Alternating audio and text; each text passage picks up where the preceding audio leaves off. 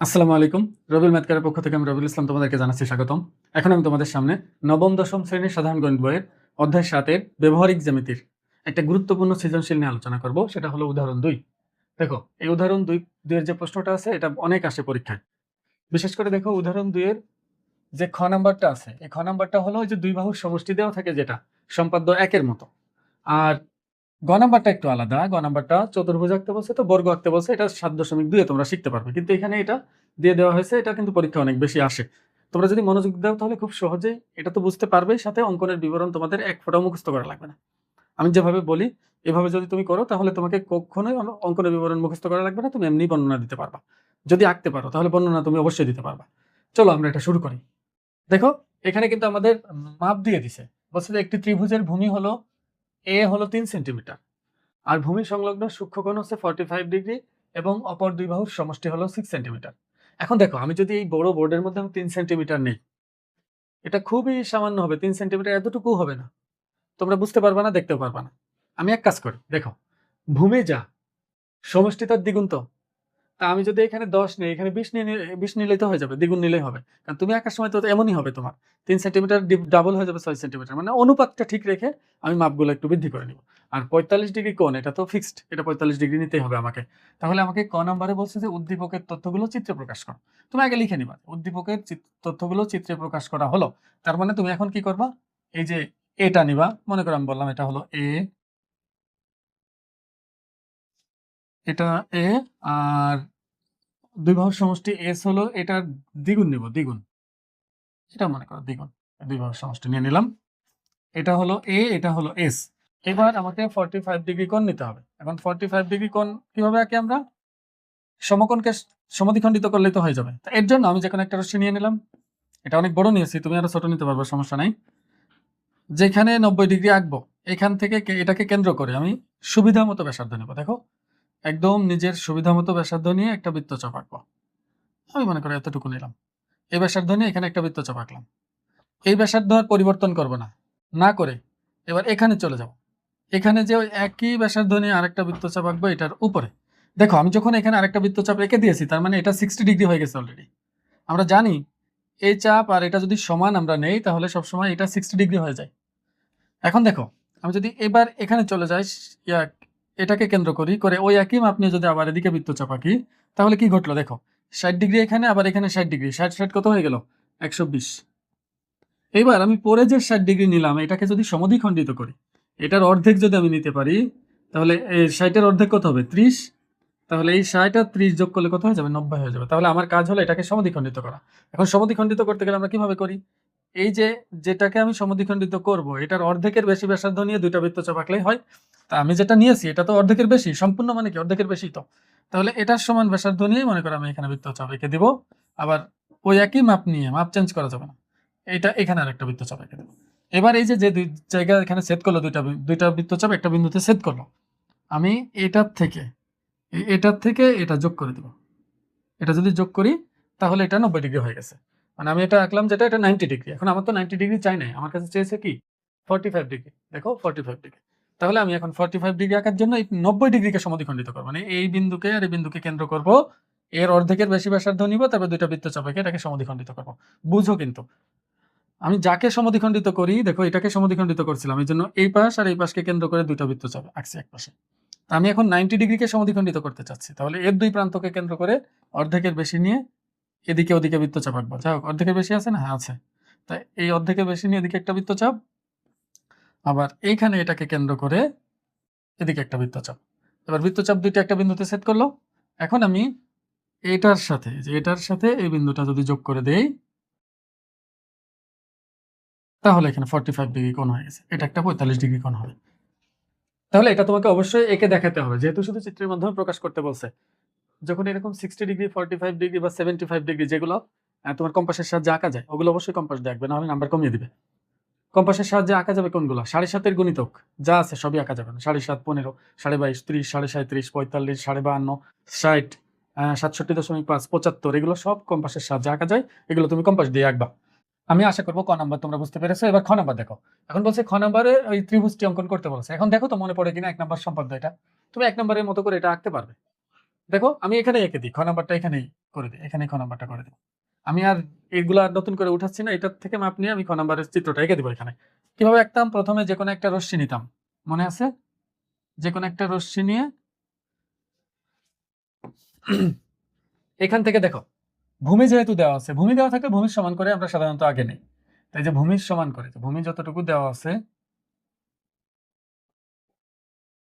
এই ভূমির সমান করে এইখান থেকে আমরা একটা অংশ কেটে নেই, নাম দিয়ে দেয় এটা, এটার নাম মনে করো বি ছিল, বি রশ্মি আর কি।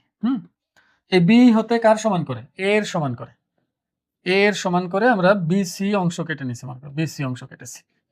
এবার বি বিন্দুতে যেহেতু আমার ভূমি সংলগ্ন একটা কোণ 45 ডিগ্রি দেওয়া আছে, এই বি বিন্দুতে আমি, অথবা সি বিন্দুতে আঁকলে হবে, বি বিন্দুতে আমি আঁকবো এই 45 ডিগ্রি কোণের সমান করে একটা কোণ আঁকবো। কোণের সমান কোণ আঁকতে গেলে কি করতে হয়? এই যে এইটার যে চাপটার ব্যাসার্ধ, এই চাপটা আঁকছি যে বৃত্তের একটা চাপ, ওই বৃত্তের যে ব্যাসার্ধ, এই ব্যাসার্ধের সমান করে আমি এখান থেকে একটা ব্যাসার্ধ নিয়ে নেব, এই এটা এঁকে ফেললাম। এবার এই যে দুইটা 45 ডিগ্রি যে রেখা দুইটা কোণ উৎপন্ন করেছে, এই দুটাকে যে বিন্দুতে ছেদ করছে, এই ছেদ বিন্দু দুইটার মধ্যবর্তী দূরত্ব নিব, মানে এটাকে বলা হয় চাপের সমান চাপ, এখানে ফাঁকার সমান ফাঁকা। তাহলে এটা এখানে নিয়ে যাব, নিয়ে যে এখান থেকে এঁকে ফেলবো, তাই এটা নিলাম। এবার এটা যোগ করে দেবো, দেখো তাহলে আমার কোণ আঁকা হয়ে গেছে। এইটা হলো তোমার 45 ডিগ্রি কোণ আঁকা শেষ, এটা 45 ডিগ্রি কোণ।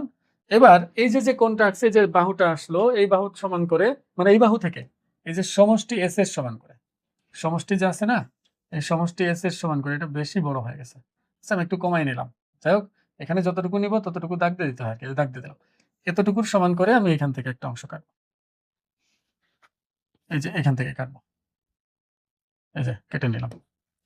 এবার যে বিন্দুতে ছেদ করলো, ওই ছেদবিন্দু আর এই বিন্দু যোগ করে দেবো, এই যে ছেদবিন্দু আর এটা যোগ করে দেবো, এটা যোগ করলাম। এটা থাক, একটু কম বেশি হচ্ছে, কারণ একেবারে সঠিকভাবে এটা দিয়ে আঁকা যায় না, একদম 100% সঠিক হয় না, কম্পাস দিয়ে তুমি যত সহজে পারবে। এটা আঁকার পর দেখো এখানে একটা কোণ উৎপন্ন হয়েছে, এটার নাম আমরা দিয়ে দিলাম হলো, যা মন চাই নাম দিতে পারো, জি দিলাম যাও। এই যে বিজিসি যে কোণটা আছে না, এই কোণের সমান করে জিসি বাহুর সাথে সি বিন্দুতে এখানে একটা কোণ আঁকবো। তা কোণের সমান কোণ কিভাবে আঁকতে হয়? কোণের সমান কোণ আঁকতে হয় হলো, তাহলে এই কোণের সমান করে যেহেতু কোণ আঁকবো, তা মাপ নিয়ে নেই, সুবিধা মতো ব্যাসার্ধ নিব, এই যে ব্যাসার্ধটা নিলাম।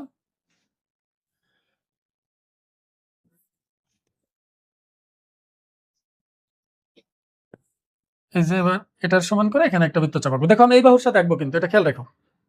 এবার এই যে মাঝখানে যে দূরত্ব দুইটা জায়গা ছেদ করছে, যে ছেদ বিন্দু দুইটার কিন্তু রেখা দুটা ছেদ করছে যেখানে, এই ছেদ বিন্দু দুইটার এই দূরত্ব নিয়ে আমি এখানে এসে একটা আরেকটা বৃত্ত চাপাবো, তাহলে কোণের সমান কোণ হয়ে গেছে। যদি আমি এটা যোগ করে দিই, দেখো এখন আমি এটা যোগ করে দিব, এখন এটা যোগ করলাম, যোগ করলে যে রেখাটা এখানে পেলাম, এটা এ বিন্দুতে মনে করে ছেদ করলো, বিজি কে এ বিন্দুতে ছেদ করলো, তাহলে এবিসি হলো সেই ত্রিভুজ, যে ত্রিভুজটি আমাকে এখানে আঁকতে বলছে। দেখো শর্ত ছিল কি? শর্ত ছিল যে আমি ত্রিভুজটি এমন ভাবে আঁকবো যেন তার একটা কোণ 45 ডিগ্রি হয়, এটা 45 ডিগ্রি এবিসি ত্রিভুজের, ভূমি যেন এ এর সমান হয়, হ্যাঁ যে ভূমি এ এর সমান হয়েছে, আর দুই বাহুর যোগফল যেন এই যে পি এর এস এর সমান হয় আর কি। এখন তুমি বলো, আমি এই কোণ আর এই কোণ সমান করে আঁকছি না, তো এই কোণ আর এই কোণ যদি আমি সমান করে আঁকি, দেখো ভালো করে, এই কোণ দুইটা সমান, তার মানে এই বিপরীত বাহু দুইটাও কি হবে? সমান হবে। তার মানে এই এজি এবং এসি এই দুটো আসলে সমান। তুমি এজি এর পরিবর্তে এসি যে কোনো সময়ই বসাই দিতে পারবে। এখন তুমি বলো, এজি এর সাথে এবি যোগ করলে কার সমান হয়? এস এর সমান হয় না, কারণ এসটা তো আমি এত বড় নিয়েছি। তাহলে আমি বলতে পারি এবি এর সাথে যদি এজি যোগ করলে এস হয়, তাহলে এবি এর সাথে অবশ্যই এসি যোগ করলে এস হবে, কারণ এজি আর এসি এর দৈর্ঘ্য সমান। তার মানে আমি বলতে পারি এবিসি এর বাকি দুটি বাহুর যোগফল এই এস এর সমান। আমি আশা করবো তোমরা এটা বুঝতে পেরেছো। এখন আমরা গ নাম্বার রাখবো। দেখো এখানে বলছে যে একটি বর্গের পরিসীমা হলো 2s, মানে এস কত বলছিল? 6 না? তাহলে পরিসীমা হবে হলো 12। দেখো গ নাম্বারে বলছিলাম এমন একটা বর্গ আঁকবো যার পরিসীমা হলো 2s এর সমান। দেখো এস ছিল ওখানে, এখানে হলো 6 ছিল এস, তাহলে 2s মানে হবে হচ্ছে 12 সেন্টিমিটার। তাহলে আমি এখানে একটা 12 সেন্টিমিটারের একটা বাহু নিয়ে নেবো। দেখো এটা কিন্তু তুমি অবশ্যই মেপে নিবা, আমি মেপে নিচ্ছি না। আমি 12 সেন্টিমিটার নিলে সেটা খুবই ছোট হয়ে যাবে, ওটা ভালো চিত্র হবে না, এই জন্য আমি মেপে নিচ্ছি না। আমি এখানে 12 সেন্টিমিটারের একটা বাহু মনে করে নিলাম, ধরে নিলাম এটা 12 সেন্টিমিটার। এবার যেহেতু পরিসীমা, দেখো এটা কিন্তু পরিসীমা, বর্গের পরিসীমা এটা পি, এটা বর্গের পরিসীমা পি। এখন বলো একটা বর্গের 4টা বাহু সমান হয়, তার মানে 4টা বাহুর যোগফল এখানে আছে। তা আমি যদি বর্গের বাহুর দৈর্ঘ্য না জানি তাহলে কি বর্গটা আঁকতে পারবো? পারবো না। তাহলে আমার করণীয় কি? এটাকে আগে সমান 4 ভাগে বিভক্ত করা। সমান 4 ভাগে বিভক্ত করার 2টা পদ্ধতি আছে। একটা হলো আমরা 2 বার সমদ্বিখণ্ডিত করলেই 4 ভাগের 1 ভাগ পাওয়া যায়। সম্পূর্ণ একটাকে একবার অর্ধেক, পরে অর্ধেককে আবার অর্ধেক করলে 4 ভাগের 1 ভাগ পাওয়া যায়। এটাই সবচেয়ে জনপ্রিয় পদ্ধতি, এটাই সবচেয়ে ব্যবহার করে মানুষ বেশি। আরো পদ্ধতি আছে, ওইটা যখন সমদ্বিখণ্ডিত করানো শিখাবো তখন আমি বুঝিয়ে দেবো যে কিভাবে 4 ভাগে ওটা দিয়ে বের করা যায়। তাহলে আমরা এটাকে আগে সমদ্বিখণ্ডিত করি। সমদ্বিখণ্ডিত করার নিয়ম কি ছিল? অবশ্যই তোমাকে এভাবেই সমদ্বিখণ্ডিত করতে হবে। তুমি আবার বলো না স্যার 12কে 4 দিয়ে ভাগ দিলে তো 3 হয়, এটা দিয়ে করলে তুমি নাম্বার পাবে না, নাম্বার কমাই দিবে। তো এখানে আমরা অবশ্যই সমদ্বিখণ্ডিত করার জন্য অর্ধেকের বেশি ব্যাসার্ধ নেব। দেখো অর্ধেকের বেশি হয়েছে না? হ্যাঁ, অর্ধেকের বেশি ব্যাসার্ধ নিয়ে এদিকে একটা বৃত্তচাপ, ওই একই ব্যাসার্ধ নিয়ে এদিকে একটা বৃত্তচাপ, এদিকে একটা বৃত্তচাপ, আবার ওই একই ব্যাসার্ধ নিয়ে এ পাশে চলে যাবো। দেখো চেঞ্জ হবে না, কিন্তু চেঞ্জ করা যাবে না। তা এটার সমান নিয়ে এদিক থেকে একটা বৃত্তচাপ, আবার এদিক থেকে একটা বৃত্তচাপ। তাহলে দেখো এটা 2টা বিন্দুতে, এখানে একটা বিন্দুতে ছেদ করলো 2টা বৃত্তচাপ, এখানে একটা বিন্দুতে ছেদ করলো 2টা বৃত্তচাপ। তা আমি যদি এটা পুরাটা যোগ করে দিই, দেখো এটা যদি পুরাটা যোগ করে দেই, দেখ একটু কম বেশি হয়ে গেছে, এটা তুমি আঁকতে গেলে তোমার ঠিক হবে, সমস্যা নেই, কারণ আমি তো একদম 100% সঠিকভাবে নিতে পারতেছি না, আগেই বলছি। তাই এটা মনে করো অর্ধেক হয়ে গেছে, এখন এটাকে আমি আবার অর্ধেক করবো। দেখো তুমি কি করতে পারো, স্কেল দিয়ে এই 2টা বিন্দু আগে ছেদ করবা, শুধু এখানে দাগ দিয়ে দিবা, এটাও হবে, পুরোটা না দিলে হয়। এবার এটাকে আবার সমদ্বিখণ্ডিত করবো। এটাকে সমদ্বিখণ্ডিত করার জন্য যাকে সমদ্বিখণ্ডিত করবো এটার অর্ধেকের বেশি ব্যাসার্ধ নিব। দেখো তো অর্ধেকের বেশি তো আছে, হ্যাঁ আছে। অর্ধেকের বেশি ব্যাসার্ধ নিয়ে এদিকে বৃত্তচাপ, আবার এপাশে বৃত্তচাপ, আবার ওই একই ব্যাসার্ধ নিয়ে এই পাশে চলে যাব। এবার এদিকে একটা বৃত্তচাপ, আবার এখানে একটা বৃত্তচাপ, যেন 2টা ছেদ করে, এটা খেয়াল রাখবা। যেমন এই 2টা বৃত্তচাপ ছেদ করেছে, এই 2টা বৃত্তচাপ ছেদ করেছে। এইবার আমি এটা যোগ করবো আবার। তা এই যে ছেদ করলো, যাই হোক ধরে নাও সঠিক। তাহলে এই অংশটাই যে এই অংশটাকে আমরা বলতেছি p/4, মানে পরিসীমার 4 ভাগের 1 ভাগ। আমি একটা বর্গ আঁকবো যার বাহুর দৈর্ঘ্য হবে এটা, আর বর্গক্ষেত্রের কোণ হয়তো 90 ডিগ্রি, এটা আমরা জানি। এখন আমি একটা বর্গক্ষেত্র আঁকবো যে বর্গের একটা বাহু হবে p/4 এর সমান, আর বর্গের প্রত্যেকটা কোণ তো 90 ডিগ্রি, এটা আমার জানাই আছে। তাহলে বর্গক্ষেত্র আঁকার জন্য প্রথমে আমরা যে কোনো একটা রশ্মি নিব, নিয়ে এটার এক প্রান্তে একটা লম্ব আঁকতে হবে, কারণ যেহেতু বর্গক্ষেত্র আঁকবো অবশ্যই লম্ব আঁকতে হবে। বর্গক্ষেত্রের প্রতিটা কোণই 90 ডিগ্রি। তাহলে একটা বর্গ আঁকার জন্য এই সুবিধা মতো ব্যাসার্ধ নিয়ে একটা বৃত্তচাপ, ওইটার পরিবর্তন করা যাবে না। এবার এখানে যাব, যে এখান থেকে বৃত্তচাপ, আবার এখানে চলে যাব, আবার এখানে বৃত্তচাপ, তাহলে 60 ডিগ্রি আর 60 ডিগ্রি কত হলো 120 ডিগ্রি। এবার এই 60 ডিগ্রিকে আমি সমদ্বিখণ্ডিত করব। এই যে এখানে অর্ধেকের বেশি নিয়ে বৃত্তচাপ আঁকলাম, এখানে আবার অর্ধেকের বেশি নিয়ে বৃত্তচাপ আঁকলাম। এবার বৃত্তচাপ 2টা এক জায়গায় ছেদ করছে না? এখন আমি যদি এটা যোগ করে দিই,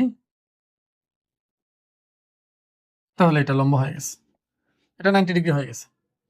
দেখো কেমনে হয়, আমি কিন্তু আগে বলছি এইটুকু হলো 60 ডিগ্রি, আবার এইটুকু 60 ডিগ্রি ছিল। এখন আমি এই 60 ডিগ্রিকে সমদ্বিখণ্ডিত করছি, যে অর্ধেকের বেশি নিয়ে 2টা বৃত্তচাপ, এখানে যদিও সম্পূর্ণটা নিচ্ছে, সম্পূর্ণটা তো অর্ধেকের বেশি। তাহলে এই পাশে 30 হবে, এই পাশে 30 হবে, তাহলে এই 30 আর এই 60 যোগ করলে 90 ডিগ্রি হয়ে যাবে, তার মানে লম্ব হয়ে গেল। এখন বাহুর দৈর্ঘ্য তো আমার জানা আছে, কত এটা p/4, তাহলে p/4 এর সমান ব্যাসার্ধ নেব।